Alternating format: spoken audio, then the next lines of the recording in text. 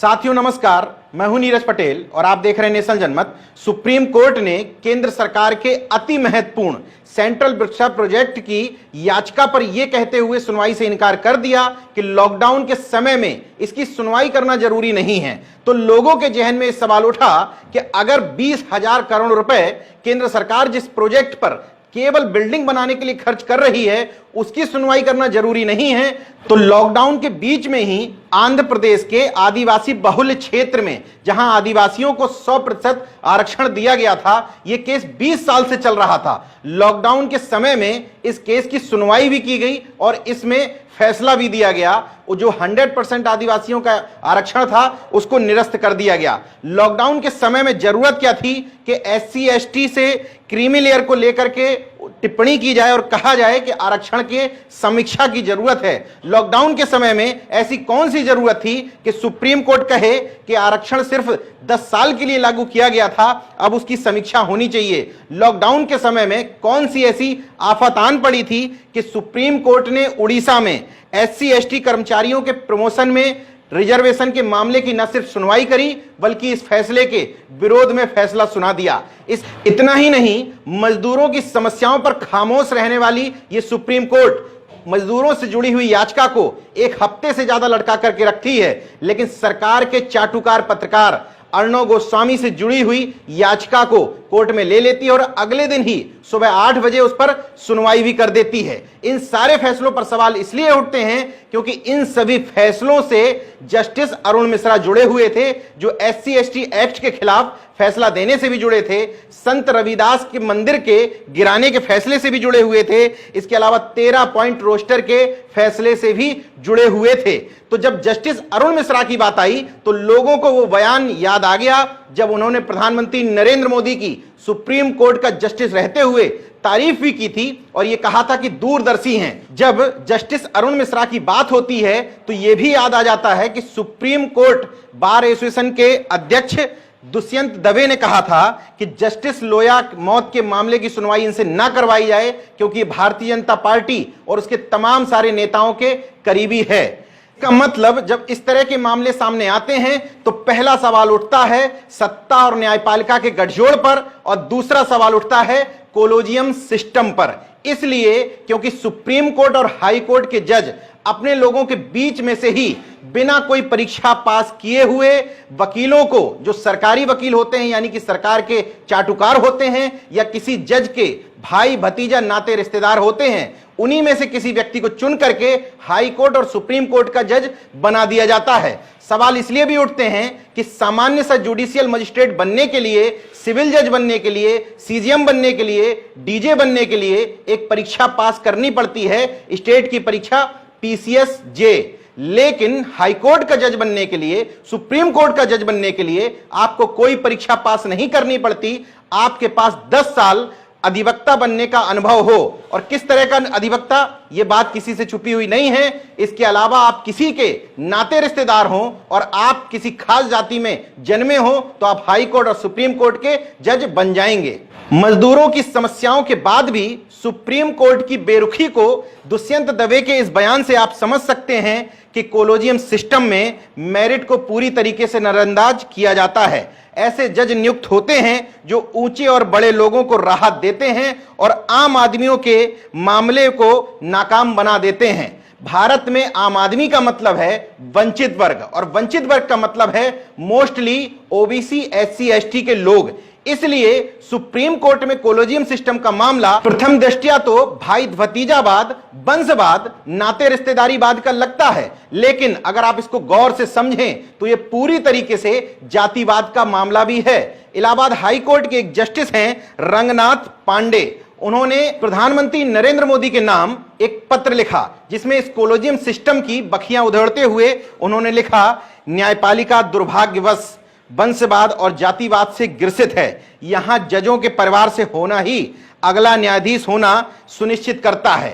तो इसलिए इन सारे फैसलों पर सवाल उठ रहे हैं कि जब देश में किसी भी नौकरी को पाने के लिए परीक्षा होती है तो हाई कोर्ट और सुप्रीम कोर्ट के जज बनने के लिए, जो पूरे देश भर की यानी कि संविधान का पालन करवाते हैं, बड़े बड़े फैसले देते हैं, इतने ऊंचे ओहदे तक पहुंचने के लिए राष्ट्रीय न्यायिक चयन आयोग यानी कि नेशनल जुडिशरी कमीशन का गठन क्यों नहीं किया जा रहा है? जब आईएएस की परीक्षा हो सकती है, आईपीएस, पीसीएस, तमाम जेई बनने तक के लिए, बाबू बनने तक के लिए, असिस्टेंट प्रोफेसर बनने के लिए, यहां तक कि प्राइमरी शिक्षक बनने तक के लिए 3-3 परीक्षाएं हो सकती हैं, तो सुप्रीम कोर्ट और हाई कोर्ट का जज बनने के लिए कोई परीक्षा क्यों नहीं की जा रही है? यह पूरी तरीके से वंशवाद और जातिवाद का मामला इसलिए भी है क्योंकि वर्तमान में सुप्रीम कोर्ट में कोई भी एससी का जज नहीं है। केजरीवाल कृष्णन के बाद सुप्रीम कोर्ट में अनुसूचित जाति का कोई जज नहीं बना। इस समय इस फैसले पर सवाल इसलिए उठ रहे हैं क्योंकि अरुण मिश्रा जैसे जज जिस जिस बेंच में होते हैं उस बेंच की तरफ से जातिवादी और आरक्षण के विरोध में फैसले सुनाए जाते हैं। इसलिए फिर से इस बार बात करने की जरूरत है कि तमाम नेताओं को राष्ट्रीय न्यायिक आयोग के लिए आगे आना चाहिए, अपनी सरकार से कहना चाहिए कि 2019 के चुनाव से पहले एक झुंझुना थमाया था कानून मंत्री ने, रविशंकर प्रसाद जी ने, कि हम राष्ट्रीय न्यायिक आयोग के पक्षधर हैं और हम ये मानते हैं कि सुप्रीम कोर्ट और हाई कोर्ट में नियुक्ति जो होती है जजेस की वो पूरी तरीके से परीक्षा प्रणाली के आधार पर होनी चाहिए। तो चुनाव जीतने के बाद आपका वो मामला गायब कहां हो गया? इसलिए लोगों का विश्वास धीरे धीरे कोर्ट से, अदालतों से कम होता चला जा रहा है क्योंकि लोग अब ये मानने लगे हैं कि अदालतों में भी बड़े बड़े खेल होते हैं। क्योंकि मैं कोई आरोप बिना तथ्यों के नहीं लगाता, इसलिए मैंने जो अभी तक कहा उसका तथ्य आपको बता देता हूं। एक वकील हैं मैथ्यू जे नेदुम्पारा, जो कोलोजियम सिस्टम के खिलाफ लगातार सुप्रीम कोर्ट में लड़ाई लड़ रहे हैं। उन्होंने एक याचिका भी डाली है। उन्होंने एक आंकड़े बताए हैं। उन्होंने बताया है कि हाई कोर्ट के 50% और सुप्रीम कोर्ट के 33% जज ऐसे हैं जो किसी गवर्नर, मुख्यमंत्री, कानून मंत्री, बड़े वकील या किसी रसूखदार लोगों के नाते रिश्तेदार, भाई भतीजे, साले या बहनोई हैं। इसके अलावा उन्होंने बताया कि सुप्रीम कोर्ट में इस समय 31 जज हैं।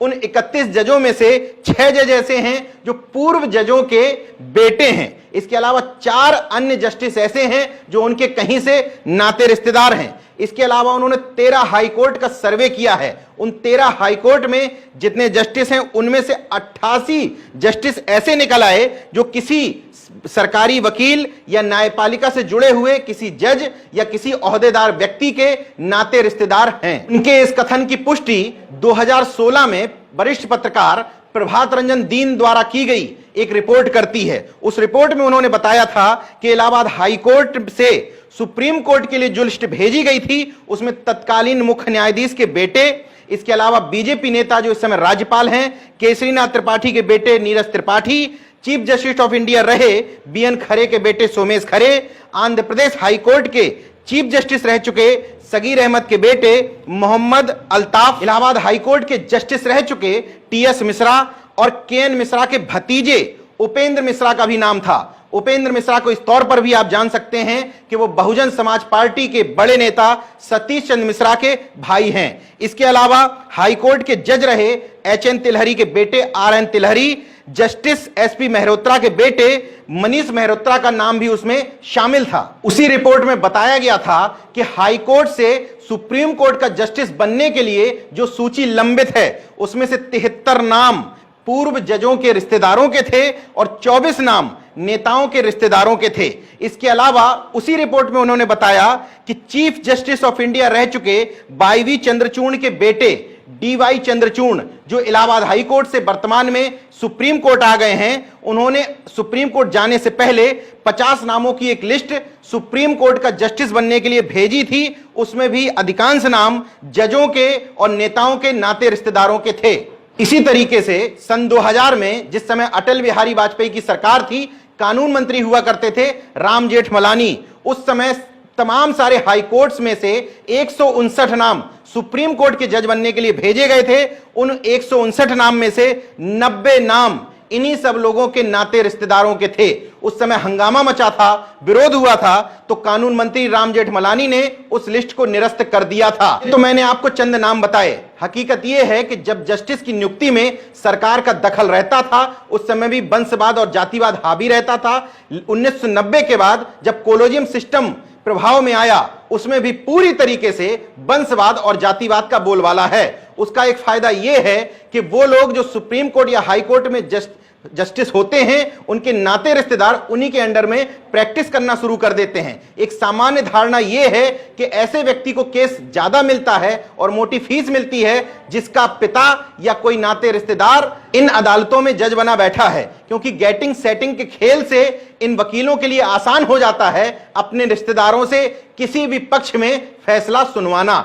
इसलिए इस कोलोजियम सिस्टम पर सवाल उठाते हुए लोग कहते हैं कि न्याय के मूलभूत सिद्धांतों के खिलाफ है। आम आदमी को इस सिस्टम में न्याय मिलने की उम्मीद न्यूनतम हो जाती है, और आम आदमी का मतलब ओबीसी, एससी, एसटी वर्ग को न्याय मिलने की उम्मीद, उनके अधिकारों के पालन की उम्मीद अति न्यूनतम स्तर तक पहुंच जाती है और पहुंच गई है।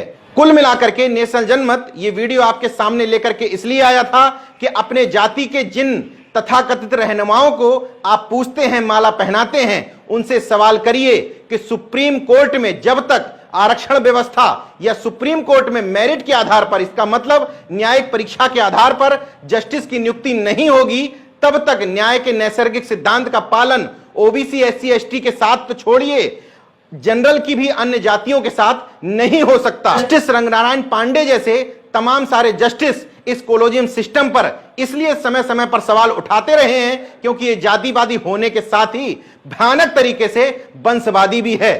देखते रहिए नेशनल जनमत, जागरूक और सजग बने रहिए। जय विज्ञान, जय संविधान, जय लोक।